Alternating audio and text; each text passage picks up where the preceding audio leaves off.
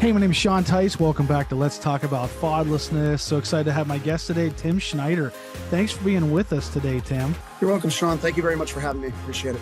Tim and I met a few weeks ago. I was on with Pastor Gary Dahl on the Stand the Gap radio program. And you had mentioned, I was sharing my story about fatherlessness, and you had mentioned that you grew up fatherless. And so we connected, and I said, hey, why don't you come on the show to Let's Talk About Fatherlessness and share your story? And so here we are. And it's so excited to have you with us, to be able to share your story. Tell us a little bit about yourself. Well, I am from New England. I'm looking at your Steelers helmet behind you, and I'm a New England sports fan in many ways, except for the Boston Celtics. Not really there. I kind of left the NBA many years ago, but I was a Bulls fan in the 90s. So I guess when everybody else was a Bulls fan too, with Jordan and Pippen and all the great team there. But I like my New England sports, except for I come from Connecticut, and the only thing Connecticut was really known for was a team called the Hartford Whalers. They were in NHL for a number of years, but they left like 20 something years ago. So Connecticut has no professional anything. Oh, I think they have a WNBA team if we pay attention to the WNBA, but the Connecticut Huskies have been really good for a number of years, the college basketball team for the men's and women. So I guess we could say that's kind of what we've got. But cold up there a lot of the time. I went around to a number of other places because I joined the Air Force when I was 18 years old. And it took me to a couple of different states and also around the world. And so now I landed in Pennsylvania, and I've lived here now longer than anywhere else, even Connecticut. And I'm looking forward to just talking a little bit more about my life today and just having a good time. And thank you once again for allowing me to be here. Now, you're in the middle of the state, so I mean, you should be an Eagles fan, right? That usually Lancaster area, they're Harrisburg, Lancaster, they're on the line. Usually there's a lot of Eagles fans over there, which, hey, they're pretty good right now. So it's very interesting. It's very interesting here because it's a mixture. Yes, it should be Eagles, but we have Steelers fans, and then even the Ravens are from Baltimore. They're also infiltrating this area too. So we've kind of got the three there. That's terrible. Yeah, we know how much you love the Ravens. No. I actually met Ben Roethlisberger last year. I was in an event, and he was it's a fathering event that I go to every year. And he was there with his wife, and I asked him, my son wanted me to ask him. He said, ask him what is his favorite person to play against was. And he said the Ravens. He said it was always so horrible, but yeah, terrible. But I'm a Steelers fan, and I'm sorry, your Patriots are doing pretty bad this year. It might be Belichick's last run, but we'll see what happens. It may. We've had our time. Yeah, our Steelers are pretty bad this year, anyways. But anyways, coming back to Let's Stand the Gap Media, the American Pastors Network. Tell us a little more about that. Tell us about the organization. I work for an organization called the American Pastors Network, and we have a media ministry through it called Stand in the Gap Media. And basically, it's composed of TV and radio. Our radio program called Stand in the Gap today is aired Monday through Friday, usually is live from about 12 to 1 o'clock Eastern Standard Time. We're carried on over 400 stations nationwide, either live or syndicated throughout the day. We also have a TV arm of things that carries a TV program that's on a bunch of different cable networks. And so I don't do a lot with the TV besides some social media stuff, loading the program on YouTube, things like that. But that's basically our bread and butter. We have the TV, we have the radio, and I do the producing for the radio program, and I do some social media stuff. And I also am responsible for our app and a number of other roles that I play within the organization. Okay, yeah, that's wonderful. Now, the American Pastors Network, what is that? It's a gathering of pastors, or a network, digital network, or? It's led by my boss. His name is Sam Rohr. He was a former state representative for about 18 years here in Pennsylvania. He also ran for governor here in 2010, and also ran for U.S. Senator here in 2012. Unfortunately, did not get elected to either one of those roles, but he got a calling from the Lord about 10 years ago that said, it's time to start a pastors network. And actually this year we're celebrating 10 years of that. And basically it's equipping pastors to be able to be in the public square and talk about the issues of the day from a biblical perspective and have a biblical worldview and the importance of that. And so that's what we do with the American Pastors Network through the radio and TV programs and state chapters and a bunch of other things that we're involved with. That's awesome. And I once I heard about that from Pastor Gary Dahl, I'm like, we need to get connected to that with our resources for fatherless families. And so, yeah, I'd love to see how we're going to work together. I know you have an event coming up with your ministry. I'm not going to be able to go to it because we're going to be getting ready to travel. But yeah, I would love to. The 10-year anniversary, right? That's exciting. Michelle Bachman's going to be there, and Yeah, our 10th anniversary, Barna. we're gonna have Michelle Bachmann. She was a former congresswoman from Minnesota, also ran for president in 2012. Now she's the dean of business at Regent University in Virginia. And then Okay. we're also gonna have George Barna. If you've been around Christian world, you know about George Barna. He's been polling the church for 40 or something years, it seems, or something like that. He's been doing it for a long time, and his obviously research is valued, and he's going to be there speaking. And it's just going to be a great night of just praising God for what the last 10 years have been for our ministry and seeing what the Lord is going to do in the future. And actually, it's a free event. And if people would be interested, they could go to AmericanPastorsNetwork.net and they could find out more information. It's actually 2 weeks from yesterday. So now it'll be about less than 2 weeks away now. Okay. Yeah. Unfortunately, this is going to air after that, but Oh, maybe okay. maybe the next one. But it's fine. Maybe the next one. But definitely, if you're a pastor listening to this, check out the American Pastors Network. It's probably a resource you could use to help with you. I know they covered the different issues that are going on today. But going back to with you, Tim, going back to your story, I just want to really focus on that and talk about that because I love expounding on fatherless stories because when we do that, when we dissect them, I think it helps people understand what it's like to grow up fatherless, and they learn how to overcome it themselves, or they learn how to minister to people that are going through that. And so, just go back to your childhood. Tell us about your story of fatherlessness. All right. I was born in Connecticut, and I was born to a family that really, I always say this, I share this testimony in prison because the Lord has allowed me to go into the prison here locally in Pennsylvania and Lancaster and share my testimony through my church. So we go then once a month and have a service. But I was born to a family that I say is not your typical example of an American family. My dad was an alcoholic, and he severely would beat my mom and not remember the next day what he would do. And my mom just one day looked at me and said, "Can't have this type of life anymore for you," because my dad was a man that was in and out of prison. He was very much a wild card. I'm an only child, don't have any brothers or sisters. So it's just me and my mom and my dad. And one ironic thing is that Halloween just passed, and that was their wedding.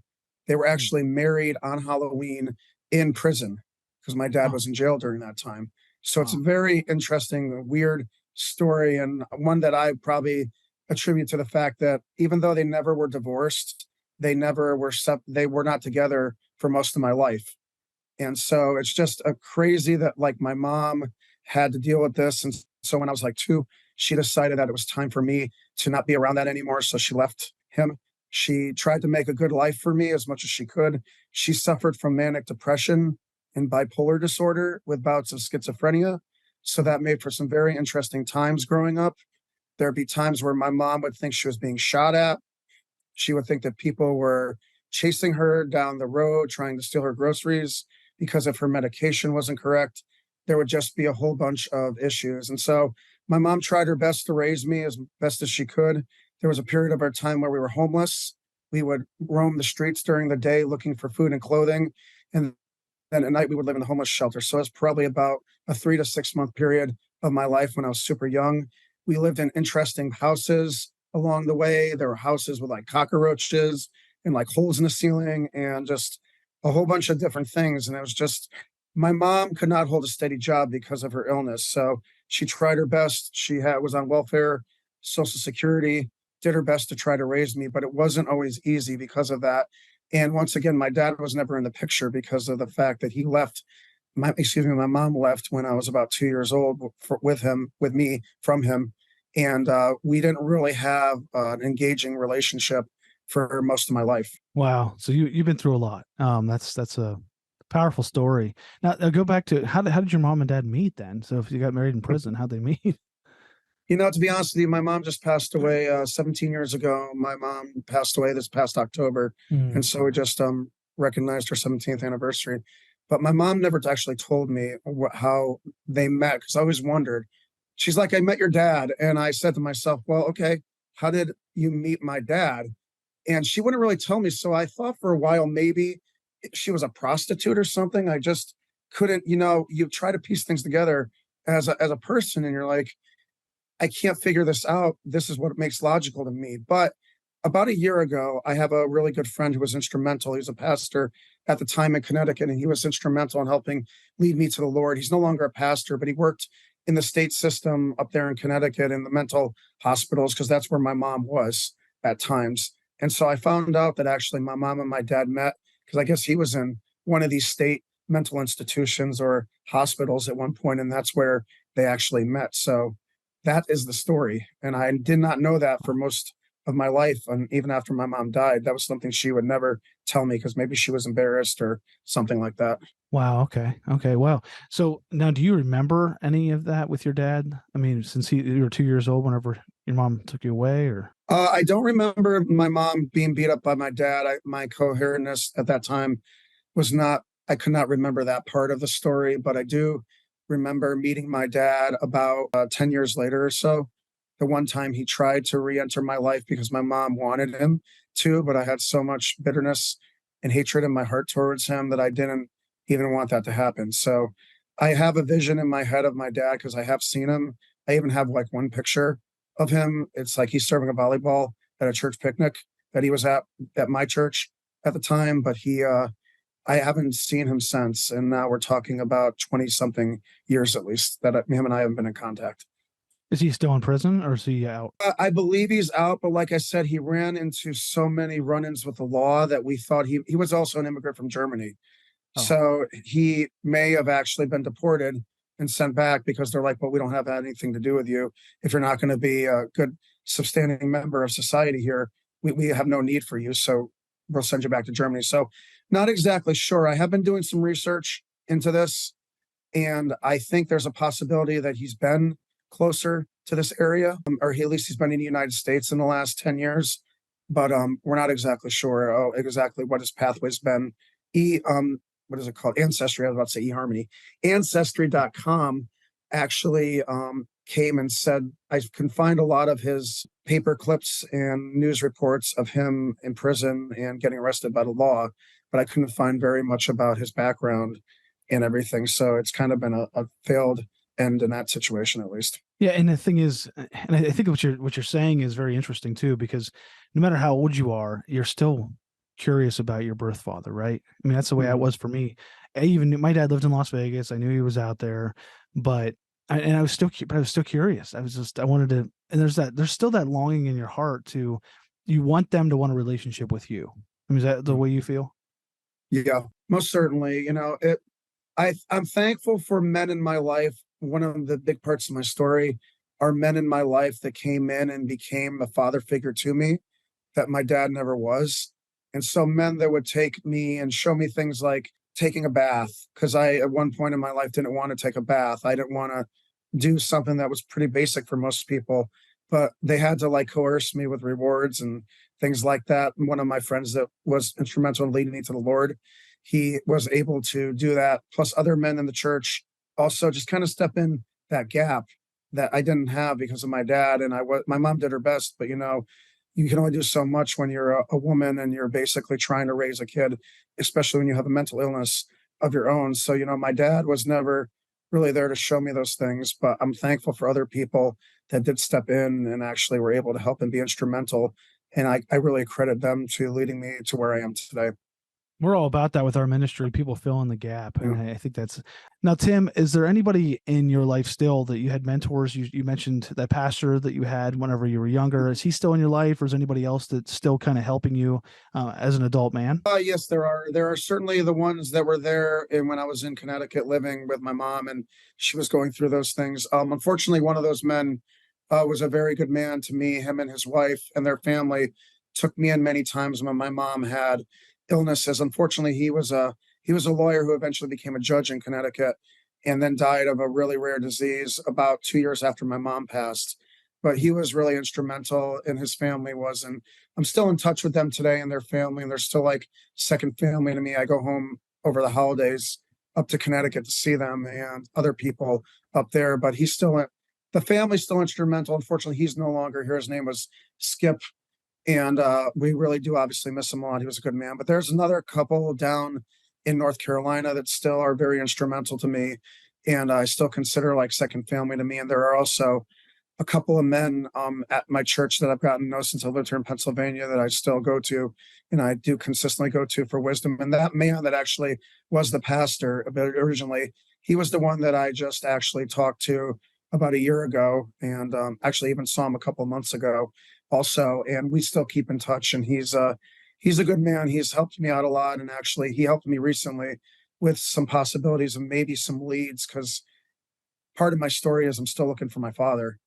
So, and if I'd like to get some closure as to whether or not he's alive or if he's no longer living. So he's helped me out a little bit with that too. So yeah, those people are still active in my life, and I still go to them for advice. So I'm very thankful for those fatherly figures that are definitely there for where my dad couldn't be. So going back to 2 years old, you and it's great about having as mentors are definitely Yeah. key people. But back to 2 years old, your your mom decided, hey, it's time for me to get away from this guy because he's just not healthy for us. Was she in a state of and her medications were working fine, and she was? I mean, honestly, it sounds like she was doing good at that time, right? I'd say so, yes, because at that time, she was probably, actually, she would have been in her mid 30s. My mom had me late in life, but still, I would say she was probably still pretty much cognitive and all that in her medications. I think she was taking them, and I don't know exactly when she was diagnosed with her bipolar and her schizophrenia and stuff. But I know later in life there was other things obviously that happened in spells that I would call them that she had when she would be off her medication, and then she'd like go to the police and say that she had been shot and things like that. But clearly she hadn't. But at that time, I would say yes, she was certainly. I would say pretty much in her right mind and able to make rational decisions. That's good. And so from there on then. So your dad was gone. How what did she do? What changes did she make to kind of get away from your dad?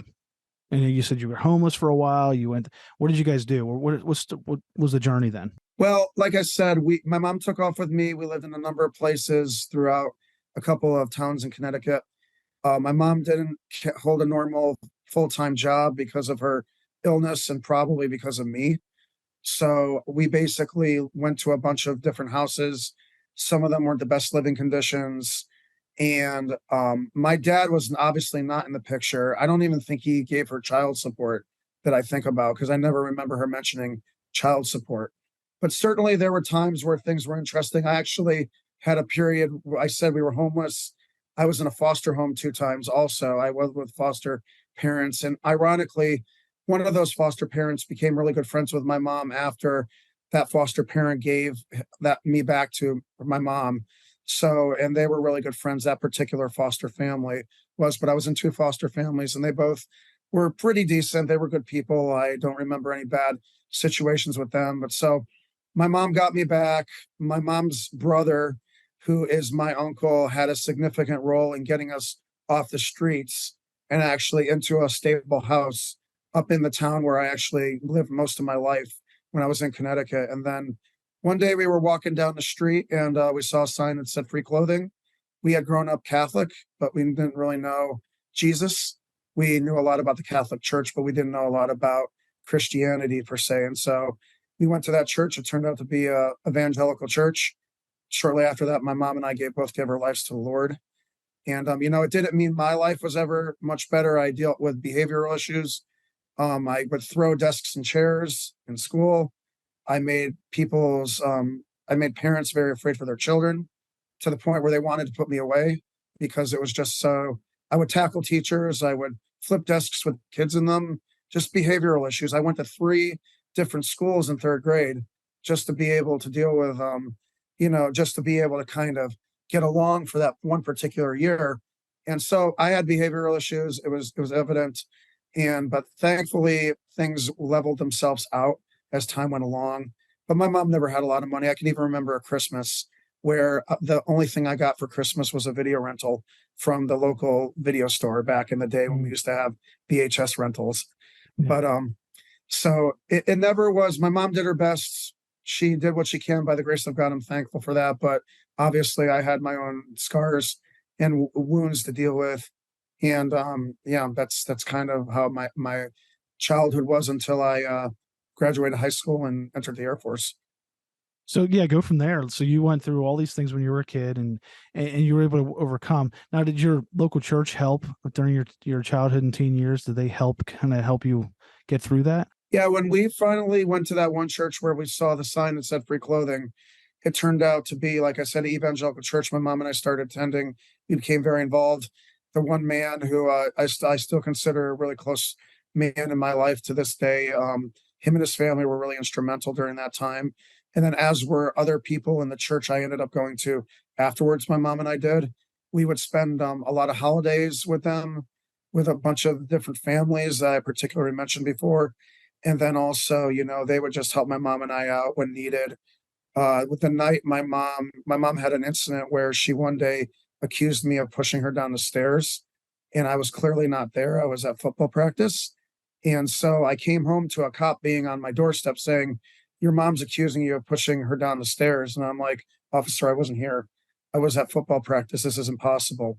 But it's because my mom's issues with her medication that I would get accused of things like this. And Mm. then we went to church like a couple of days later, and it turned out that my mom was within hours of passing away. There was a couple of times where my mom almost died when I was in high school because of her issues with her medication, but thankfully, by the grace of God, there was people that had stepped in, particularly the church and some other things, to help that from happening. So the church was really instrumental in my adolescent raising until the time I did able to leave and go away. Now, I just saw The Blind last night for the first time. Mm, The movie with Phil Robertson, Duck Dynasty, it's and great. you had mentioned you saw that a couple times. Obviously, Yeah. the story there must really relate to you, right? Oh yeah. I saw parts of it because my mom was not like Phil Robertson's mom. She was not like that, thankfully. But Phil Robertson's mom in that movie was just very, and I don't want to give away the plot because I highly recommend everybody see that movie. But certainly, I thought about it when I was watching those scenes about how she just, that one scene where she's coming home and, well, he's out like fishing. And then all of a sudden he comes home and he sees the ambulance come in to take his mom away. And, they're like, she didn't do anything wrong. You know, that wasn't my mom, but I could certainly see that as I was Yeah. watching that. Certainly, because it was certainly tough at times to see my mom in her condition. But I'm thankful by God's grace that he he gave her, 28 years of her life to me, Mm. and thankfully allowed her to raise me plus other people too. So I'm certainly Yeah. thankful for that. And that's and I'm sure it was really challenging because you went through not just your dad being gone, but also your mom at times was not there, and so that's hard, and it's hard to deal with that.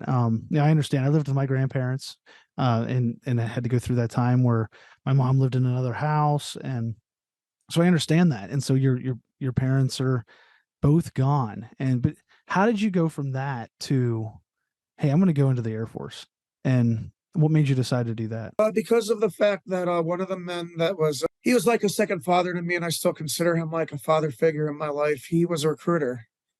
And so I was a junior in high school, and he started saying to me, well, I knew he served in the Air Force because I was good friends with him and his son and their family. And he basically, he said, why don't you see what you want to do with the rest of your life? Because I wasn't exactly sure at that time what exactly I wanted to do with the rest of my life. And I had no inkling of wanting to go to college. I just knew I wanted to get through high school and figure it out afterwards.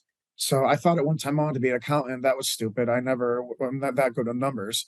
So I never would have been really good with that. I can balance my checkbooks. So thankfully I do well enough with basic numbers, but I took a couple of accounting classes in college and I was horrible. But he basically had me take the test. And when I got through that my senior year in high school, I had taken the ASVAB, and I decided because of his honesty and another gentleman in my church that was also a recruiter, was very honest. I joined the Air Force because I was like, what do I have to lose? I'm not going to sit in this town for years afterwards and get stuck here. I'm not saying that Yeah. town was bad there in Connecticut. I still go home and to see it at least once a year. I was just up there in July, but I needed somewhere else. And so thankfully, these men were honest because recruiters aren't always honest, but thankfully he was. And so they helped me say, okay, go ahead and try the Air Force. It became a 22-year career. got me a master's degree and a bachelor's degree, helped me see the world, preserves our freedom as Americans, and meet some really good people along the way. So I'm thankful for that. That's awesome. I love that because Yeah. you had a mentor that said, "Hey, why don't you try this?" And he was giving you guidance on it, and then he gave you an opportunity. You pursued it, you went after it, and now you're successful. I mean, you're living success. And I met you through a radio program that you're producing, Yeah. and so I think it's really really wonderful that you're working through this because so many people become a statistic, and you're saying, "Hey, and even what you said about, hey, I was I was had so much trouble as a child that they were going to put me away. But now look at you. You were in the military. You served, and thank you for your service. Um, Pleasure. and and you're building a life that is what we break the cycle. You're breaking the cycle in your own life. And Yes. so I'm just thankful that you're climbing that mountain, and we're cycle breakers, right? That's what we do. Yeah. Praise the And so we're Lord. just trying to help lead other people. So what would you say to somebody that's out there right now that is, they're young, they're trying to figure life out, and what would you say to them how to overcome dealing with being fatherless? I know you had your journey. What would you say to them? I would say to them, please know Jesus. If you don't know Amen. Jesus, you're not going to get anywhere. If he truly is not your savior, but also your Lord, and you surrender to him, you're not going to know the reason or really the roadmap to success. Truly, it's about following Jesus and realizing that we're not perfect. We're never going to be perfect. That's why Christ had to die on the cross for our sins. And if you don't know Jesus, that's the starting point. Of course, I knew Jesus and I still had to deal with this. I was saved when I was 9. So I was saved over about 35 years ago. But still, I had to deal with this story even after being a Christian.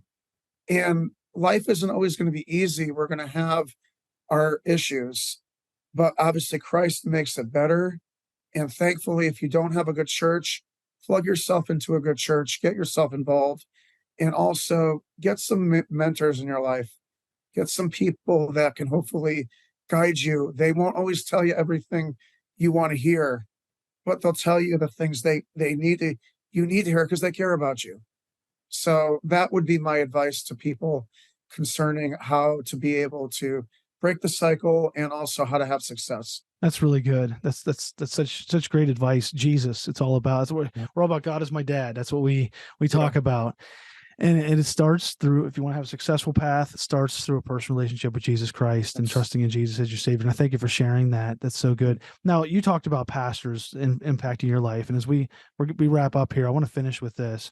What would you say to pastors as they're working with students such as yourself? You were troubled. You came from a rough home. Is what we would consider if you were the ministry. Yeah. As a pastor now, you'd say this kid's coming from a rough home. What would you say Yeah. to pastors that are working with a kid that was growing up like you? Like I was like that. I came from a rough home too. But what would you say to them to encourage them to keep going and to get involved in helping a child like yourself? Well, obviously, pastors have a lot on their plate. We just wrapped up October. It's Pastor Appreciation Month. The statistics on pastors and what they have to deal with and what they go through is crazy. How many pastors feel discouraged and defeated and just don't feel like they're really doing anything or they're really doing anything significant is a lot more than we realize. The burdens that a pastor have on them, we can't even imagine. If they're being a successful pastor and successful in ministry, you can't imagine the ways that the devil is targeting them. And so as a pastor, I appreciate what every single pastor does because it's a Yeah. sacrifice, but they feel it's a calling. And I believe that if you're truly called, then that's where you're at. You're where God wants you to be.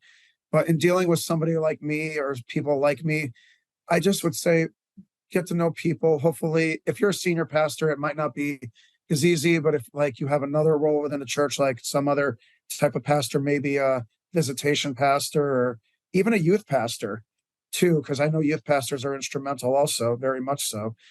Just look for those people within your congregations or within your youth group, within your singles group, within your church that hopefully you'll be able to find those people and find their stories and connect them. Either you as a pastor help try to be with them and meet with them, or find somebody in the church that could be like a mentor. It could want to meet with them. Now that's figuring that they want to meet. Now they've got to be very open and willing to want to meet.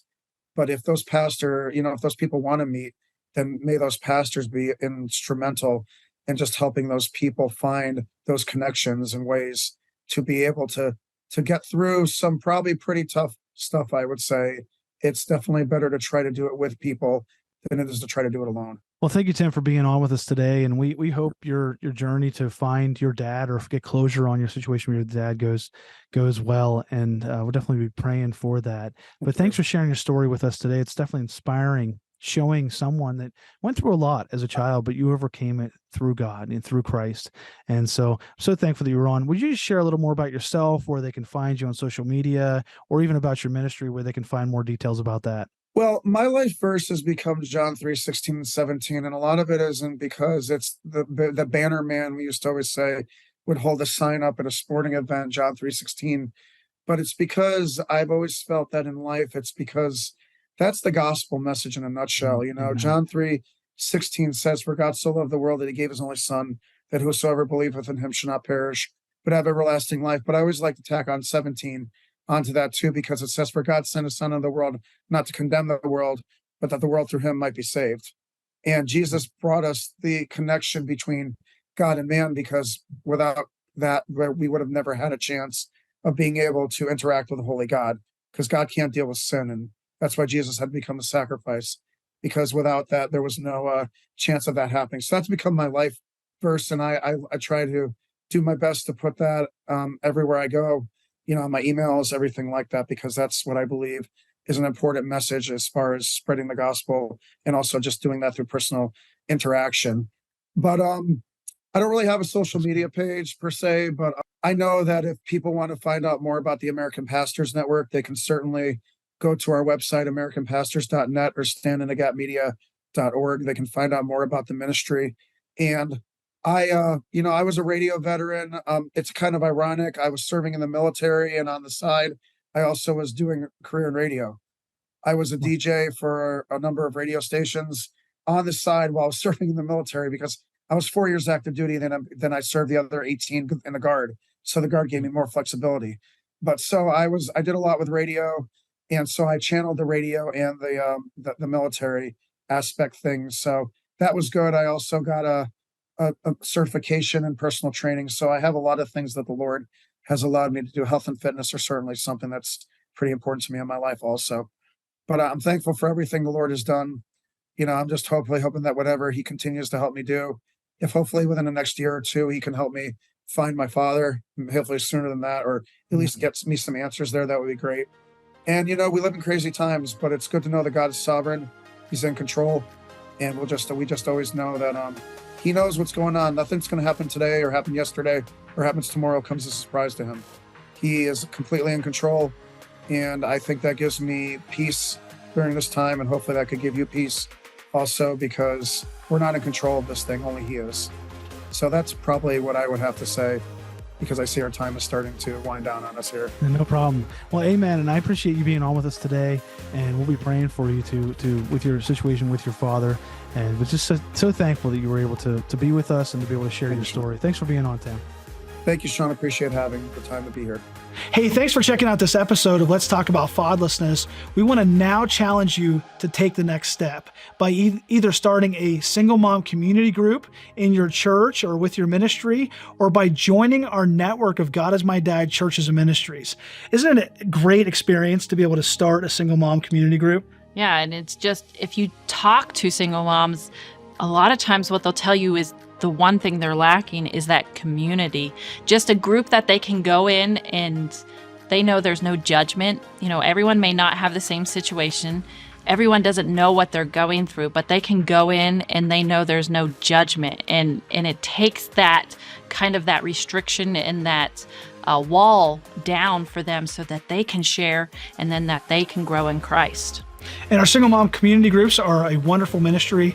And if your church can start one, we'd love to have you. We can help you get set up. We have the curriculum and all the resources you need. If you can't start one, we'd love to have you start by joining our network of churches and ministries, our God is My Dad network of churches and ministries, where you can get your church or your ministry on our map, and people can find you and find your ministry and your church so that they can get plugged into your church or ministry locally. So check that out. You can find all these resources at lifefactors.org. We have books, we have all kinds of content on there at lifefactors.org. Check it out today.